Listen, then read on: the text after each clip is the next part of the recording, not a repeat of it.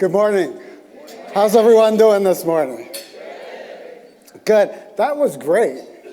That was a little bit better than when Dante woke you all up when we first got here this morning. So that's awesome. I'm excited to be here to share with you this morning and talk a little bit about the intersection of DEI and change management and how that connection can level up our initiatives in diversity, equity, and inclusion. The reality is that we've been through some changes recently, am I right?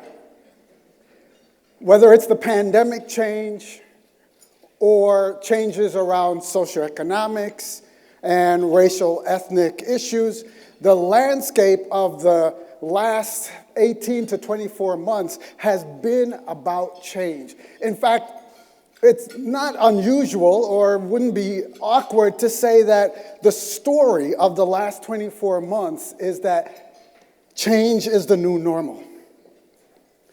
Change is the thing that's happening, the one constant that's happening all the time.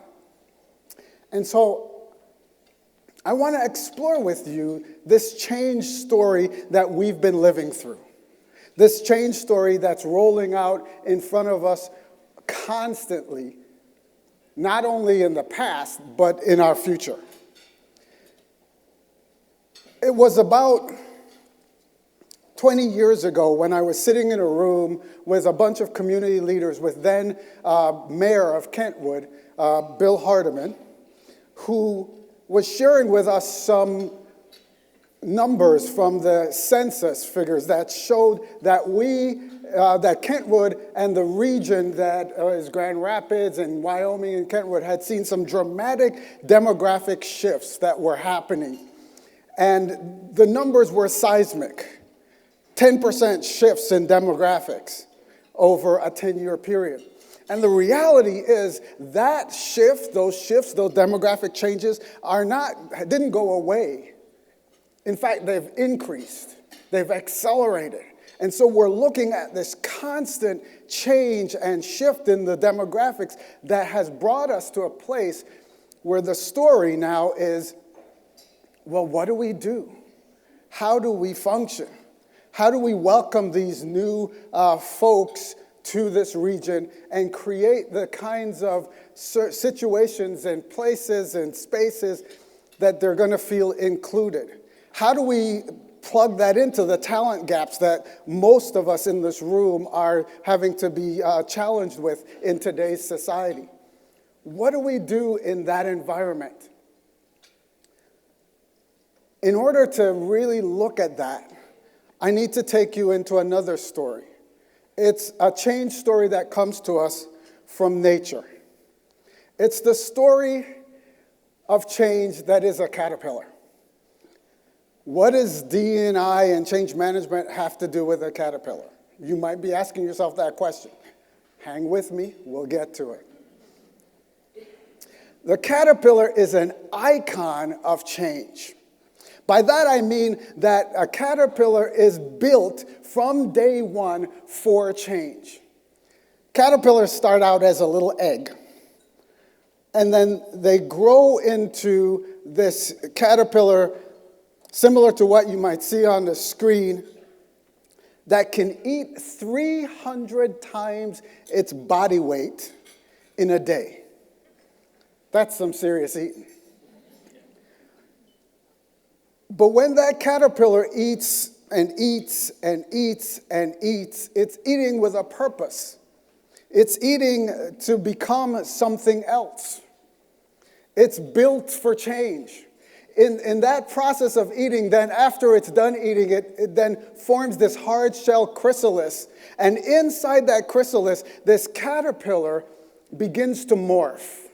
It begins to change, and using something that biologists call the imaginal cells. Sit with that for a minute. Imaginal cells built into this caterpillar. It begins to transform itself from a caterpillar into a butterfly. Now, something I learned when I was preparing for this is caterpillars and butterflies are completely different creatures. One's not a different version of the other. They're really actually completely different. Structurally, they're completely different. You know, we're used to seeing caterpillars. They have lots of legs, and they're moving around, and they're doing the caterpillar dance thing.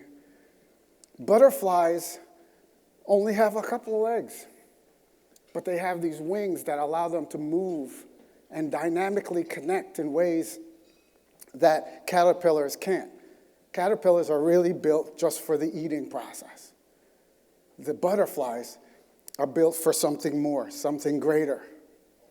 And when they emerge, when a butterfly emerges in this change story from the cocoon and starts to become a butterfly, it's a different creature. It's not the same as it was when it was a caterpillar. There's a transformation that happens. Caterpillars are busy with transactional stuff. They eat a lot. They take in things. Butterflies are meant to take that experience and bring it far and wide. They become transformed into a different creature. I think that caterpillars have change management built into their systems. They're meant to have that experience. They're designed that way. But here's the challenge that we face today. Human beings aren't designed with change management, right? We really have to help that imaginative cell get generated for human beings. So that's the connection between change management and the DEI change that we want to see, or like I like to call it, the EDI change, the equity, diversity, inclusion change that we want to see. We need to utilize the tools of change management in order to make that happen. What is change management? There's many different definitions of change management out there, but this one I like the best because it hits on something that's really important to me: people. Some of you might know me as the people geek. That's how I kind of define myself, as someone who's really interested in the details of what makes people tick. So change management, using this definition, is the people side of change. That we empower people, we give them the tools and the resources they need in order to reach the desired outcomes that we have in our change processes. McKinsey & Company came up with this great diagram, and I've modified it a little bit for our situation to talk about how DEI intersects with change management. They call it the 4 bridges of change management. And if you can see up there, there's 4 things: leadership example, understanding and value, system support, and tools and resources. And then I will change if I have those things surrounding me in the DEI change that we all want to see happen in our various situations. So I'm going to take you through a quick journey through them. Leadership example.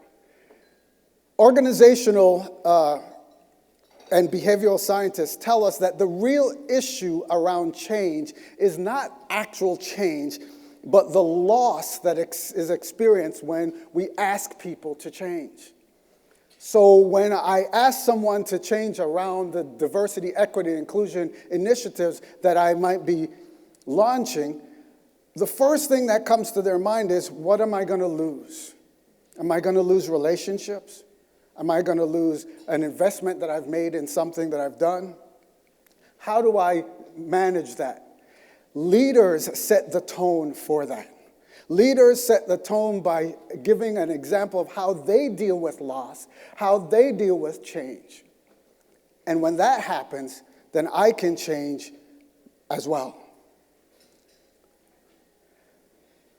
The other thing that McKinsey talks about in this survey that they did is understanding and value. They did a quick study coming out of the pandemic that suggested that many times employers and employees have a different understanding and a different value set.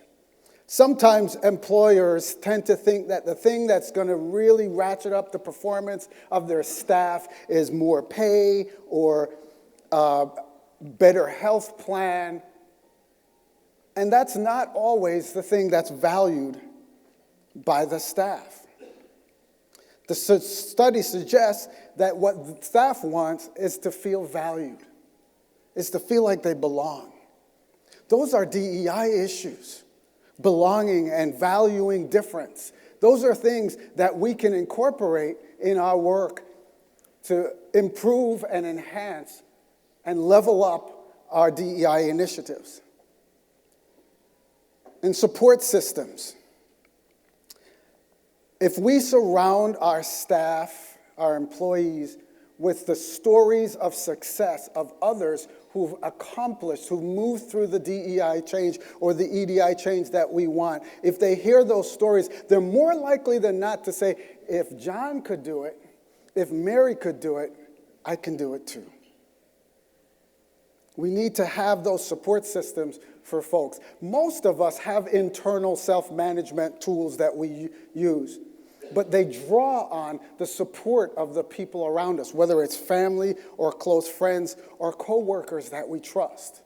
So we need to embed those support systems from a change management perspective in our EDI initiatives.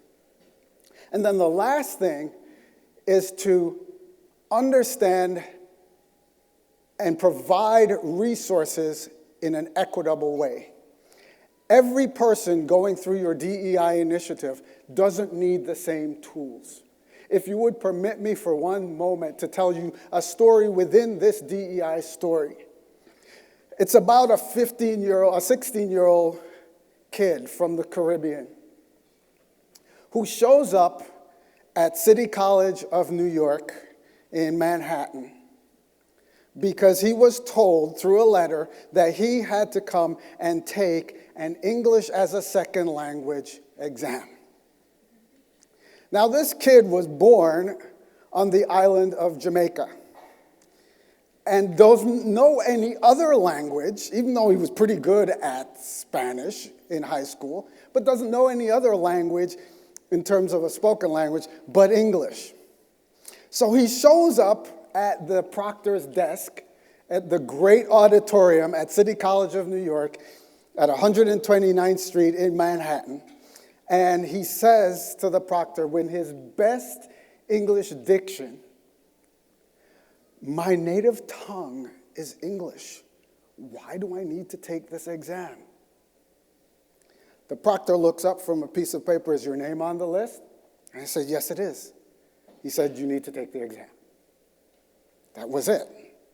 So I sat through this exam and thought I had, passed the muster with the powers that be, only to find out later on that I was summarily assigned to an English remedial class.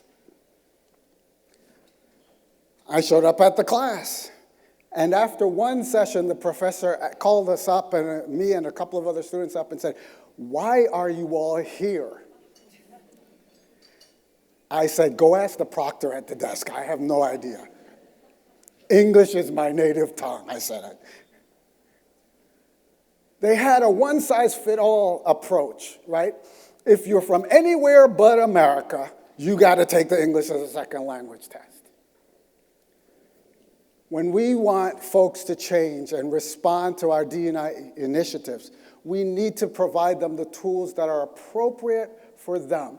If you look at that chart, you see the bell curve, and you know the people at the front end of the bell curve, those pioneers, are going to need different tools than the folks who are at the end of the bell curve and the folks that are in that big hump in the middle, which is the majority of the folks.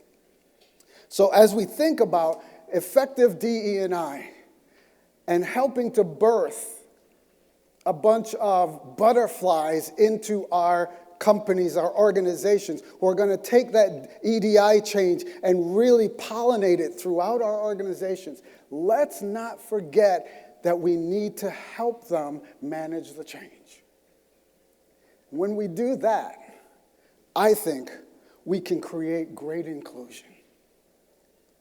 I want to encourage you to reach out to us if any of this makes sense, if any of this clicked with you, and we're happy to help you at the Chamber to connect your DEI initiatives with change management, and then we all can level up. Thank you.